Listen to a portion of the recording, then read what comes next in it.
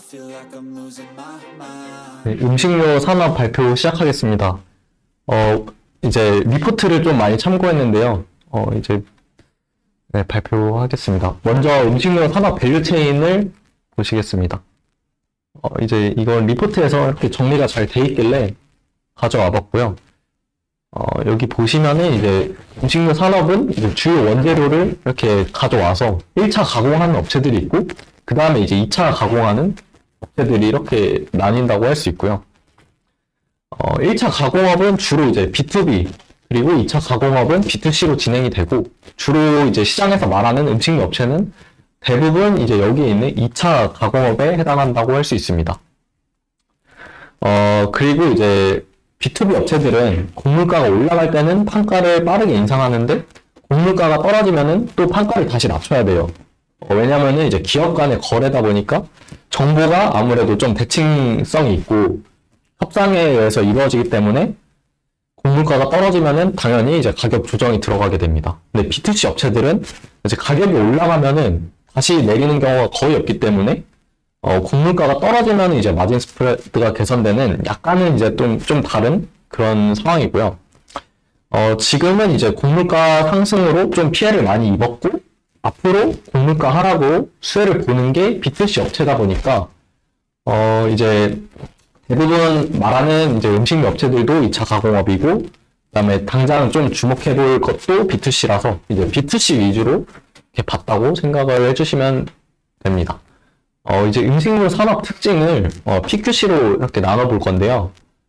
먼저 이제 P, 가격부터 설명해 보겠습니다.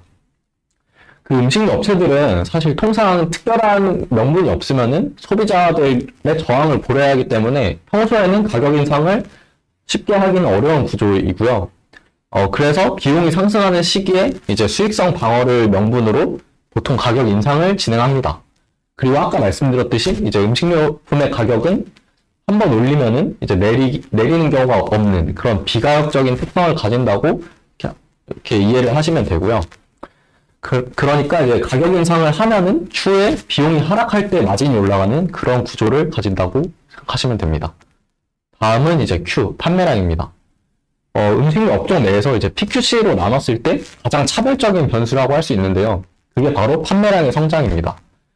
음식료는 이제 아무래도 필수 소비재적 특성으로 경기와는 크게 상관없는 안정적인 수요를 기본적으로 가지고, 그 다음에 성장성 측면에서는 이제 우리나라는 인구가 감소하고 그리고 시장도 어느 정도 포화되어 있다 보니까 기본적으로는 저성장 산업이다라고 보시면 됩니다. 이거는 이제 인구추인데요. 그 9에서 24세 인구 비중이 계속 떨어지고 있어요. 이 인구들이 아무래도 더 소비 여력이 많다 보니까 이 인구가 떨어지는 게 이제 아무래도 성장성에 그런 영향을 미친다고 할 수 있고요. 또 이제 음식료 시장의 성장세를 1인당 GDP에 따라 좀 이렇게 결정되는 경향이 있다고 하는데, 흔히 1인당 GDP가 1만 달러 미만인 개발도상국은 그 매년 소득이 성장함에 따라서 그 다양한 식품들이 새로 등장하고 소비가 늘면서 시장이 좀 급성장을 하는 그런 상황이고요. 그리고 이제 1달러 이후부터는 점차 성장 속도가 좀 완만해지는데, 이제 한국은 이미 그 18년에 3만 달러를 넘어선 만큼 식품 시장이 좀 낮은 성장세를 보인다고 할 수 있습니다. 그 국내 인구수의 성장률도 이제 21년 기점으로 감소세로 전환되면서 아까 말씀드린 것처럼 소비가 활발한 젊은 층의 감소가 이제 국내 음식료 업체의 성장을 좀 제한하는 요소가 된다고 할 수 있습니다. 다음은 이제 C, 비용인데요. 음식료 기업들은 이제 매출액에서 원재료 비중이 50% 이상 정도로 되게 큰 비중을 차지합니다. 그리고 이제 우리나라는 아무래도 곡물을 이렇게 해외에서 많이 수입하는 구조이거든요. 한 이제 곡물 자급률이 20% 정도 수준이에요. 여기 이제 그 표를 보시면 아시겠지만 자급률이 계속해서 이렇게 내려오는 구조입니다. 그러다 보니까 국제 곡물가랑 그리고 환율에 민감할 수밖에 없고요. 또 그 곡물가를 결정하는 요인을 보자면은 그 수요랑 공급 중에 공급에 이렇게 좀 주요 요인으로 생각하면 됩니다. 왜 그러냐면은 보통 곡물의 수요자는 이제 가축이나 사람이니까 사실 뭐 변화가 그렇게 크진 않죠. 그러다 보니까 이제 공급이 좀 결정짓는 요소고, 그 공급을 결정짓는 요소는 뭐 단위당 생산량이라던가 뭐 아니면은 날씨 이런 건데, 이런 거는 아무래도 예상하기가 좀 어려워서 막 곡물가가 막 튀거나 막 이러는 경우들이 생깁니다. 다음은 이제 음식료 업종 주가인데요. 표 두 개인데 이제 이게 그 코스피 대비해서 그 음식료 업종의 프리미엄을 이제 나타낸 거고요. 이거 이제 표가 되게 달라 있어서 이 표 참고하시면은 어떤 시기에 음식료 업체들이 그 주가가 좀 많이 오르고 어떤 시기에는 좀 안 좋고 이런 거를 좀 확인하실 수 있어요. 이제 그 역사적으로 음식료 업종의 코스피 대비 프리미엄이 확대되었던 구간은 이런 그 변수들이 작용하는 공통점이 있었는데요. 일단 가격이 인상되고, 그다음에 판매량이 확대되고, 그 곡물가나 환율의 이런 비용이 하락하는 구간에서 이제 프리미엄이 확대된다고 볼 수 있습니다. 그래서 이제 대표적으로 이제 두 구간 정도가 있었는데, 그 들으실 때는 이제 위에 그 그래프를 보시면서 들어주시면은 더 이해가 수월할 것 같습니다. 그 2003년에서 2007년 구간은 이제 곡물가랑 환율이 하향 안정화된 상황 속에서 제품의 가격 인상이 좀 지속적으로 이루어지다 보니까, 그리고 또 이때는 내수 경기가 호조에 따라서 음식료 수요도 함께 성장을 했던 그런 시기이고요. 2012년에서 2015년은 이제 곡물가랑 환율이 하락하는 상황 속에서 이제 제품 가격도 인상됐고, 그리고 타 업종은 좀 성장성이 부진한 와중에 이제 이때 수출을 많이 하면서 추성장에 대한 프리미엄도 많이 부여받았던 시기라고 할 수 있습니다. 반면에 그 이제 프리미엄이 축소되었던 그 구간을 보면은 이제 2008년에서 2011년은 그 글로벌 금융위기 이후에 환율이랑 곡물가의 변동성이 좀 커서 좀 안 좋게 작용을 했고, 그리고 이제 경기 충격으로 인해서 식품의 소비가 감소하고 물가 통제하면서 가격 인상을 하지 못하는 그런 시기였고요. 그 다음에 2016년부터 19년은 그 중국 중심으로 아까 수출을 하면서 많이 이렇게 프리미엄이 확대됐었는데, 이게 사드 배치 관련해서 수출이 꺾이고 그 다음에 내수 경기도 침체되면서 이런 상황이었다고 할 수 있습니다.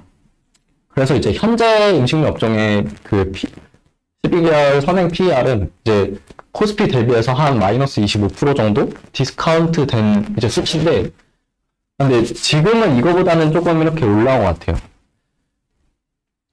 디스카운트 요인은 이제 21년 말부터 시작된 그 곡물가의 상승으로 지속적으로 가격을 인상해왔음에도 원가 부담이 너무 심해가지고 그 이제 이게 예상보다 좀 장기화되면서 좀 많이 디스카운트를 받았다고 할 수 있고요. 이제 앞으로는 한 23년 한 2분기 이후부터는 투입 곡물가 하락이 전망되면서 가격 인상 효과가 더해지고, 그러면은 음식료 업종의 이익 개선도 기대되는 상황입니다.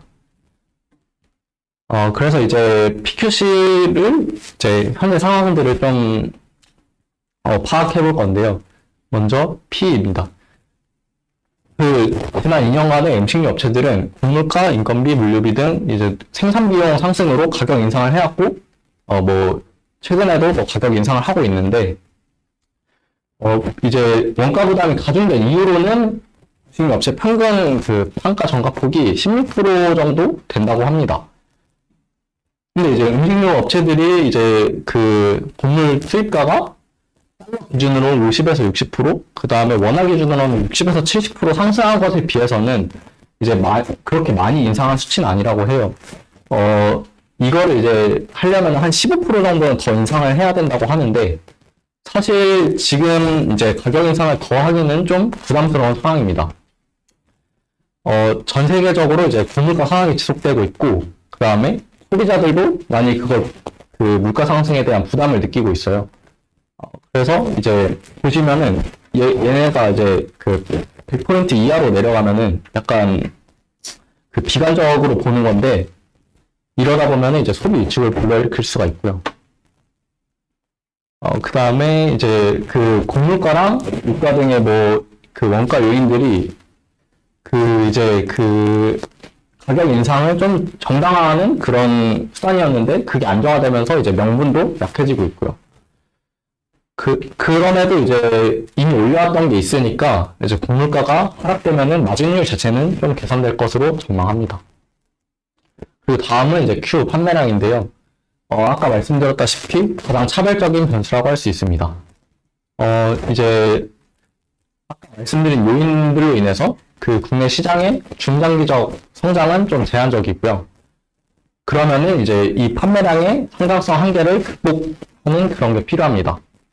판매량 성장을 어떻게 할 수 있느냐 하면은 이제 먼저 첫 번째는 국내 시장에서 점유율을 확대하는 것이 있을 거고, 이제 두 번째는 해외 시장으로 진출하는 그런 게 있을 것 같습니다.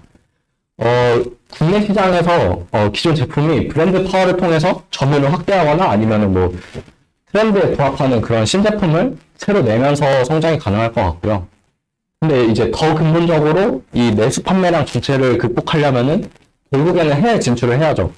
그래서 이제 요새는 뭐 K푸드에 대한 좀 그게 인기가 높아지다 보니까 지금 국내 식품 수출이 지속적으로 증가하고 있고, 이런 기업들을 좀 보면 좋을 것 같아요. 지금 이 수출 맥추인데 이렇게 계속 올라가고 있는 상황입니다. 이제 당연히 음식 업체들도 그 해외 수출을 많이 하기 위해서 적극적인 모습을 보이고 있습니다. 다음은 이제 C, 비용인데요. 그 음식 업체의 지금 밸류에이션 디스카운트 요인이 국제 곡물가 상승으로 인해서 이익이 훼손됐다는 겁니다. 보시면 이제 그 곡물들의 투입가를 이렇게 나타낸 그 그래프인데 확실히 많이 부담이 된 것으로 이렇게 보이고요. 근데 이제 곡물가가 뭐 6월을 정점으로, 작년 6월을 정점으로 피크아웃은 한 상황으로 보여요. 근데 이제 이게 아무래도 레깅이 있거든요. 곡물가는 레깅이 한 6개월 정도 걸린다고 하고, 이제 환율은 한 3개월 정도 걸린다고 하는데, 그러면은 그걸 감안했을 때 원가 부담이 한 2분기쯤 이후부터는 완화될 것으로 예상이 되는 상황입니다. 지난 이제 2년간의 그 국제 곡물가 상승 원인을 보면은 이렇게 한 5가지 정도가 있다고 하는데요. 라니냐 현상이 있었고, 그 다음에 러우 전쟁이 있었고, 그 다음에 생산 비용이랑 운반비 상승이 있었고, 그 다음에 식량 보호주의랑 수출 제한이 있었고, 마지막으로는 달러화의 강세까지 이렇게 있었습니다. 라니냐가 뭐냐면 그 동태평양 적도 지역에서 이제 해수면 온도가 평년보다 0.5도 낮은 그런 저수온 현상이 6개월 이상 지속되는 현상인데, 이게 이번엔 좀 이렇게 길게 이렇게 지속이 됐고요. 이게 발생하면은 평양 서쪽 지역은 그 이상 저온 수분이고 동쪽 지역은 이상 고온 건조 현상이 나타납니다. 이렇게 이제 한다고 보시면 되고, 네. 그리고 이제 전통적으로 라니냐 시기에는 곡물가 변동성이 크다고 해요. 그래서 보시면은 이제 라니냐가 있었던 시기에 변동성이 이렇게 있다는 거를 알 수 있었고요. 근데 이게 이제 23년 4월 기점으로 종식될 것으로 예상이 되는 상황입니다. 라니냐가 해소됨에 따라서 곡물 생산량이랑 작황이 개선될 것으로 전망이 되고, 네, 그 다음으로 이제 생산 비용인데, 이게 그 곡물 생산 비용 중에서 비료가 되게 큰 비중을 차지하거든요. 그래서 비료가 이제 곡물 생산 비용의 중요한 요소라고 할 수 있고, 이제 21년에 중국 석탄이랑 비료 중간재 수출 제한 조치랑 22년에 러우 전쟁으로 천연가스 공급 중단, 그리고 비료 수출 금지 이런 게 있었는데, 이제 석탄이랑 천연가스가 그 질산계 비료의 중간재이다 보니까 얘네가 이렇게 영향을 받아서 그런 생산 비용도 증가했다는 상황입니다. 그래서 원료 가격 급등으로 비료 마진이 좀 마이너스로 전환됐고, 비료 업체들이 가동을 중단했었고요. 근데 최근에는 이제 천연가스 가격이 그 예상과 달리 이제 온난한 기후로 좀 안정화됐고, 그에 따라서 이제 유럽의 질산계 비료 마진도 회복이 됐습니다. 환율도 예전에 비해서는 여전히 높은 수준이지만, 그래도 이제 작년 하반기에 비해서는 좀 내려온 상황이라고 할 수 있고요. 이런 상황들을 종합적으로 봤을 때는 곡물 투입가가 점차적으로 하락할 것이다 라는 결론을 얻을 수 있습니다.